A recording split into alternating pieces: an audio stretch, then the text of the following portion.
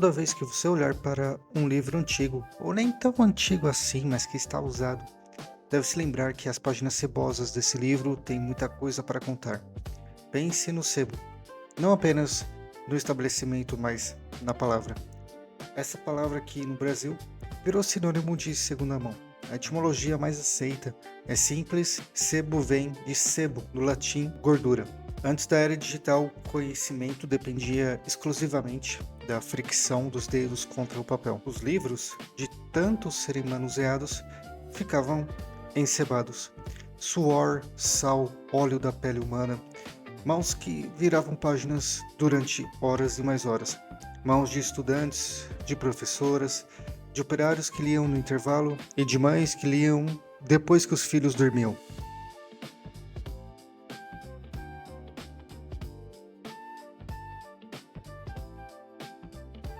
A oleosidade natural da pele humana impregnava as bordas das páginas com o passar das décadas. Assim, o livro ceboso era o livro amado, o livro útil, aquele que não havia sido abandonado à intocabilidade de uma estante decorativa.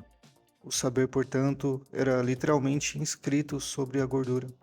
A palavra de Deus, a filosofia de Aristóteles, a poesia de Virgílio, tudo acontecia sobre essa substância. A página cebosa de um livro usado nos confronta com a absoluta imprevisibilidade do humano. O livro absorvia o toque, tornava-se ceboso, e por metonímia bem-humorada e profundamente brasileira, o lugar onde se vendiam esses livros também passou a se chamar sebo. O sebo, em sua origem mais primordial, é a gordura. O sebo, de maneira mais romantizada, é um bom lugar para estar. E o sebo, de uma maneira mais literal, é o local onde encontramos páginas cebosas. A página cebosa nos conta que naquela parte do capítulo 3, alguém comeu um pão com manteiga enquanto lia. Talvez o único momento de paz em um dia de trabalho.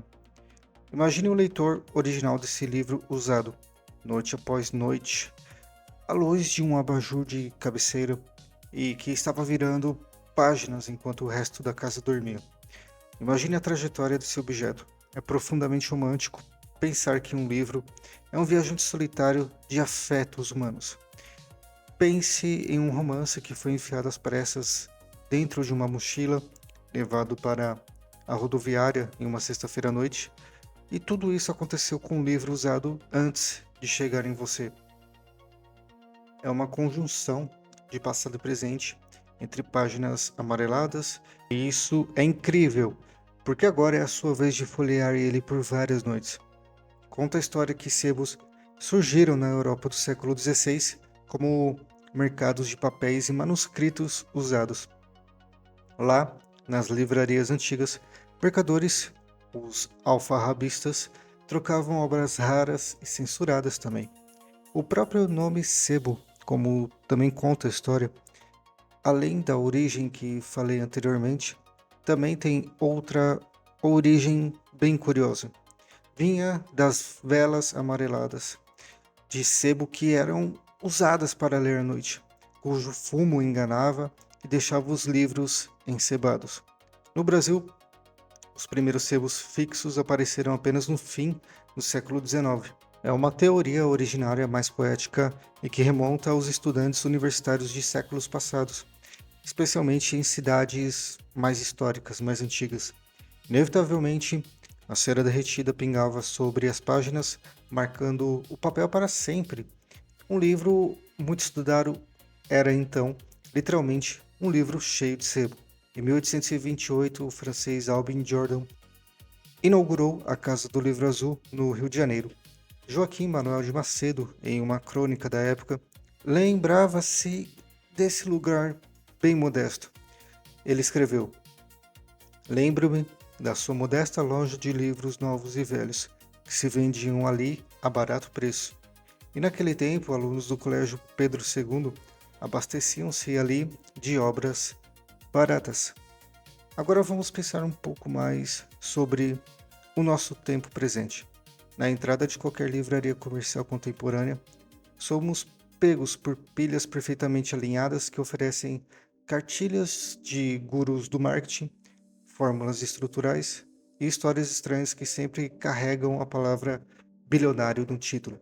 Em contrapartida, quando você resgata uma coleção literária de múltiplos volumes em um sebo, daquelas combadas duras, caixas protetoras gastas nos cantos e traduções clássicas. Bem, você não está apenas fazendo uma transação comercial, você está resgatando um monumento de pensamento denso. Há um contraste brutal entre a superficialidade do conteúdo gerado por algoritmos e também entre a permanência física de um romance que sobreviveu a pelo menos 3 gerações. O livro, usado nesse sentido, exige atenção e também exige tempo para ser consumido. Ele não grita por cliques e também não usa gatilhos mentais baratos para capturar a sua atenção. E quando você entra em um sebo, praticamente o que te aguarda é uma curadoria bem criteriosa. Para Ricardo Lombardi, lá do Desculpe a Poeira, aqui em São Paulo, cada volume é escolhido com critério. E, em suas palavras, é uma decisão editorial e não apenas comercial, na hora de colocarmos o livro na prateleira. Também parece uma questão de consciência. Pelo menos é o que Eunice, sócia proprietária da Don Quixote Livraria em Bento Gonçalves, explicou. Sebos oferecem diversidade de títulos, de diferentes temáticas, épocas e autores, e livros antigos ou fora de catálogo, com grande valor, mas com preço mais baixo do que os novos. Além disso, esses locais contribuem com a conscientização da sustentabilidade, ao colocar no mercado obras que ainda podem circular e interessar alguém.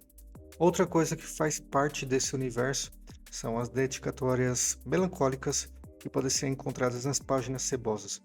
Um Para Sempre, Meu Amor, Para Sempre, datado de 1974, escrito com caligrafia caprichada até em uma caneta tinteiro azul na folha de rosto. Bem, isso pode ser encontrado em algum livro usado, é claro, se você der sorte. Anotações apressadas nas margens, pontos de interrogação desenhados com fúria ao lado de um parágrafo político polêmico ou um sublinhado trêmulo em uma frase sobre a solidão também são vistas nos livros usados. O livro de sebo é também um arquivo implacável da rotina.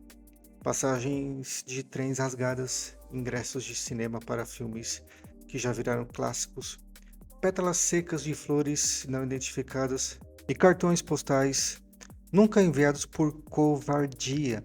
Listas de compras de supermercado com caligrafias trêmulas também podem ser averiguados e encontrados nas páginas. Todos esses itens serviram em algum momento como marcadores de páginas improvisados e lá ficaram, adormecidos no escuro da brochura, cristalizando assim um dia perfeitamente comum e irrecuperável do passado. Uma borda levemente estufada e ondulada revela que o livro foi lido à beira-mar ou foi salvo de uma goteira impiedosa. Uma pequena mancha circular, cor de âmbar. Uma pequena mancha circular no terceiro capítulo não é sujeira, é uma gota de café que caiu da xícara de um estudante enquanto ele lutava contra o sono para terminar assim um ensaio. Cada um desses elementos quebra a ilusão da autoria isolada. O leitor atual não está apenas dialogando de forma unilateral com o romancista que escreveu a obra no século XIX ou XX. Ele conversa com o operário que dobrou a orelha na página 50, com a viúva que chorou sobre o capítulo final e também com o estudante que discordou da premissa. Toda vez que você olhar para um desses volumes antigos, encostado ombro a ombro com seus semelhantes em uma estante de madeira torta, lembre-se de que você está diante de um sobrevivente de guerra. Aquele objeto físico e pesado escapou de dezenas de armadilhas mortais. Ele sobreviveu a mudanças bruscas de endereço em caixas de papelão mal feitas e sobreviveu a enchentes, a traças, a divórcios litigiosos onde os bens foram divididos sem critério. Escapou do desinteresse cruel de herdeiros que não viam valor no acervo do avô. Sobreviveu às perigosas caixas de doação nas calçadas molhadas e ao maquinário de trituração para reciclagem. O livro usado é o manifesto mais palpável que temos contra a obsolescência programada do pensamento humano, enquanto as telas negras de nossos dispositivos nos oferecem um conforto iluminado, a falsa promessa da conexão constante, a terrível conveniência de apagar e reescrever a história com um mero deslizar de dedos, as páginas cebosas de um volume antigo esquecido fincam cada vez mais raízes mais profundas. Há uma magia peculiar, quase palpável, que flutua no ar confinado de um sebo. Não é o mesmo ar que respiramos lá fora, nas ruas apressadas, onde o tempo corre no ritmo frenético dos semáforos, dos relógios digitais e das notificações incessantes do celular. Não. Dentro de um sebo, ou mesmo diante daquela estante esquecida na casa de seus avós, o tempo possui uma densidade diferente. E é exatamente nesse ambiente, cercado por lombadas desbotadas e páginas que já perderam a álvora da juventude, que uma verdade silenciosa parece ser revelada no meio de tudo isso. Ou seja, toda vez que você olhar para um livro antigo, ou nem tão antigo assim, mas que está usado, você deve se lembrar de que ele não é apenas um amontoado de folhas costuradas e impressas.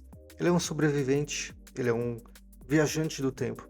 Toda vez que você olhar para um livro antigo, deve se lembrar das mãos que o seguraram antes das suas. Alguém, há 10, 20 ou até 50 anos, segurou aquele exato volume de papel. Talvez o tenha lido em um trem balançando pelos trilhos de uma Europa recém-construída, ou talvez o tenha lido sob a luz amarela de um abajur em uma madrugada fria de uma terça-feira chuvosa em São Paulo. Talvez tenha sido lido em uma rede de varanda, embalado pelo som de cigarras no interior do Brasil, enquanto o café esfriava na mesinha ao lado. Um livro com a lombada vincada é um livro que foi aberto sem cerimônia, que foi lido sem dó. Não é um livro que serviu apenas de enfeite distante para simplesmente parecer intelectual, mas é um livro que foi devorado, que foi aberto de par em par porque a história era boa demais para ser contida por uma encadernação rígida. O que fez aquele leitor desconhecido parar exatamente ali, na página 142, foi o sono que finalmente venceu os olhos cansados? Foi o telefone que tocou trazendo uma má notícia?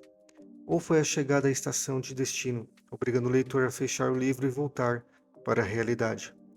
Até mesmo um grão de areia que escorrega no meio do livro e cai no seu colo nos conta uma história.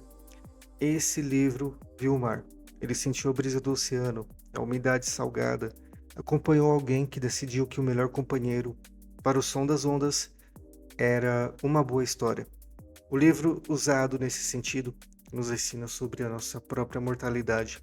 Ele sobrevive aos seus donos, tanto que um exemplar de capa dura impresso em 1920 já passou pelas mãos de pessoas que já não estão nesse mundo.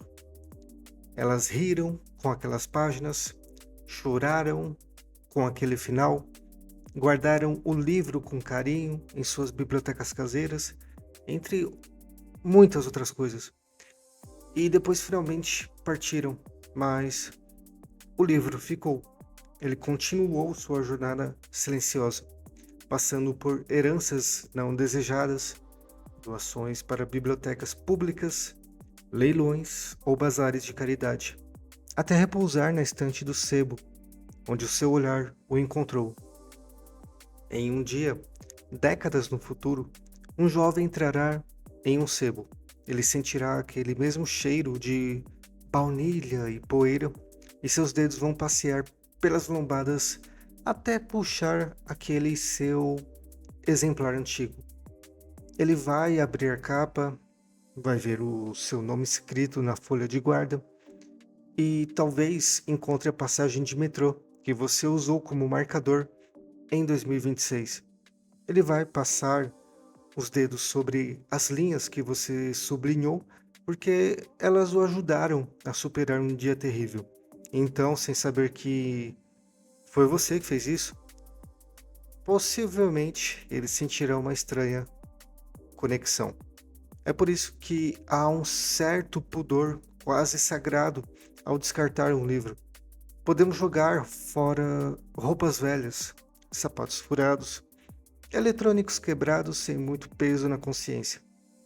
Mas jogar um livro no lixo soa mais ou menos como um pequeno crime contra a humanidade. Mesmo quando a história é ruim, mesmo quando as páginas estão caindo, nós procuramos então um destino honroso para ele. Doamos, colocamos em uma praça pública e tentamos passar a tocha adiante, porque no fundo sabemos que destruir um livro é destruir não apenas o trabalho do autor, mas as memórias de todos os leitores que deixaram um pedaço de sua alma ali dentro.